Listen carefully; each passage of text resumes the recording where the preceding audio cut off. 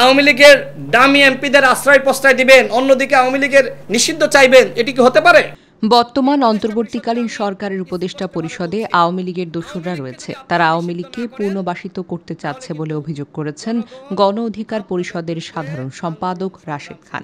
শনিবার সকালে ঝিনাইদহের একটি রেস্টুরেন্টে সাংবাদিকদের সাথে মতবিনিময় সভায় তিনি এই সকল অভিযোগ করেন। রাশেদ খান বর্তমান উপদেষ্টা পরিষদের দুইজনের উল্লেখ করে বলেন, তারা আওয়ামী লীগের ডামি প্রার্থীদের বিভিন্নভাবে পুনর্বাসিত করার চেষ্টা করছে। তিনি আরও অভিযোগ করেন, নতুন রাজনৈতিক দল বাস্তবায়নকারীরা ঢাকায় বসে আওয়ামী লীগের বিরুদ্ধে কথা বলছেন আর তৃণমূলে গিয়ে তাদের পুনর্বাসিত করছেন। মতবিনিময় সভায় গণপরিষদ অধিকার জেলা শাখার সভাপতি সাখাওয়াত হোসেন, সাধারণ সম্পাদক ইকবাল জাহিদ রাজন, ছাত্র অধিকার পরিষদের সভাপতি আবদুল্লাহ আল মামুন, সাধারণ সম্পাদক রিহান হোসেন রায়হান সহ অন্যান্যরা উপস্থিত ছিলেন। আমরা প্রধান উপদেষ্টার ভূমিকা নিয়ে কোনো প্রশ্ন তুলতে চাচ্ছি না, কিন্তু এই যে উপদেষ্টা পরিষদে আওয়ামী লীগের দোসররা রয়েছে, তাদের নিয়ে আমাদের প্রশ্ন রয়েছে, দেশের জনগণের প্রশ্ন রয়েছে। আমি মাননীয় প্রধান উপদেষ্টার কাছে প্রশ্ন করছি যে তিনি কেন এই উপদেষ্টা পরিষদের সংস্কার করছেন না। তিনি নিজেই বলেছেন যে তাড়াহুড়া করে আমরা যথেষ্ট ব্যক্তিদের মাধ্যমে উপদেষ্টা পরিষদ গঠনের সুযোগটা পাইনি, সময়টা পাইনি।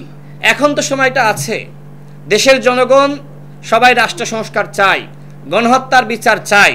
সুতরাং এই যে জনগণের ম্যান্ডেট, এই ম্যান্ডেট কাজে লাগিয়ে তিনি যোগ্যতা সম্পন্ন ব্যক্তিদের মাধ্যমে এই উপদেষ্টা পরিষদ পুনর্গঠন করতে পারেন, কিন্তু কেন করছেন না? কি কারণ? তার আশপাশে যারা আওয়ামী লীগের প্রেতাত্মারা রয়েছে, তারা চায় না ডক্টর মোহাম্মদ ইউনূস সফল হোক। এই কারণেই এই উপদেষ্টা পরিষদ পুনর্গঠিত হচ্ছে না। দুইজন উপদেষ্টার নাম বলবো। দুইজন উপদেষ্টা, একজন হলেন আদিলুর রহমান শুভ্র, আর একজন হলেন আমাদের রেজনা আপা। তারা মিলে তিনজন দামি এমপিকে জামিনের ব্যবস্থা করেছেন। হাইকোর্ট থেকে জামিন পেতেন না, এই কারণে নিম্ন আদালত থেকে তারা সরাসরি হস্তক্ষেপ করে জামিন করিয়েছেন। দুইজন উপদেষ্টা, একজন হলেন জনাব আদিলুর রহমান শুভ্র, আর একজন আমাদের রেজনা আপা। এর মধ্যে একজন দামি এমপি স্বয়ং ঝিনাইদহের। আপনারা খোঁজ দিয়ে দেখেন, গোয়েন্দা সংস্থা আছে, আমাদের প্রশাসন আছে, সবাই জানে, এমনকি সরকারের অন্যান্য উপদেষ্টারাও জানে। তো আমাদের এই যে উপদেষ্টারা যদি আওয়ামী লীগের পুনর্বাসন করে, আওয়ামী লীগের দামি এমপিদের আশ্রয় প্রশ্রয় দেয়, তাহলে কিভাবে আওয়ামী লীগকে আপনারা নিষিদ্ধ করবেন? এমনকি আর একজন ছাত্র উপদেষ্টা আরেকজন দামি এমপিকে পাশে বসিয়ে বিভিন্ন সেমিনার করে, বিভিন্ন অনুষ্ঠান করে। তো আপনারা একদিকে মানে আওয়ামী লীগের দামি এমপিদের আশ্রয় প্রশ্রয় দিবেন, অন্যদিকে আওয়ামী লীগের নিষিদ্ধ চাইবেন, এটি কি হতে পারে? এই উপদেষ্টা পরিষদকে আমি স্পষ্টভাবে বলছি, আওয়ামী লীগকে যদি আপনারা নিষিদ্ধ না করেন, তাহলে কিন্তু জনগণ আপনাদের বিরুদ্ধে আন্দোলন সংগ্রাম শুরু করবে।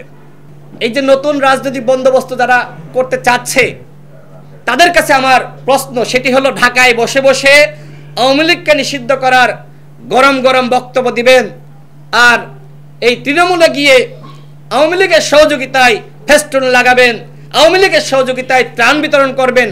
What is this? এই যে মুনাফিকি, এই মুনাফিকি আচরণ করে কোনোভাবেই নতুন রাজনৈতিক বন্দোবস্ত স্থাপন করা যাবে না। আওয়ামী লীগের ব্যাপারে ঢাকায় যেমন গরম বক্তব্য দেন, ঠিক তৃণমূলে গিয়েও একইভাবে কাজ করতে হবে। আওয়ামী লীগের সাথে যারা আপোষ করবে, আমি ঝিনাইদহের জনগণকে বলবো, আমি ঝিনাইদহের প্রশাসনকে বলবো, যারা আওয়ামী লীগের সাথে আপোষ করবে তাদেরকে বিন্দু পরিমাণ ছাড় দিবেন না। আমাদের আপোষ অন্যান্যদের সাথে হবে। আমরা যারা ফ্যাসিবাদ বিরোধী লড়াই করেছি, আমাদের মধ্যে আপোষ হবে। আওয়ামী লীগের সাথে যারা আপোষ করবে, গণ অধিকার পরিষদ তাদের সাথে কোনো আপোষ করবে না।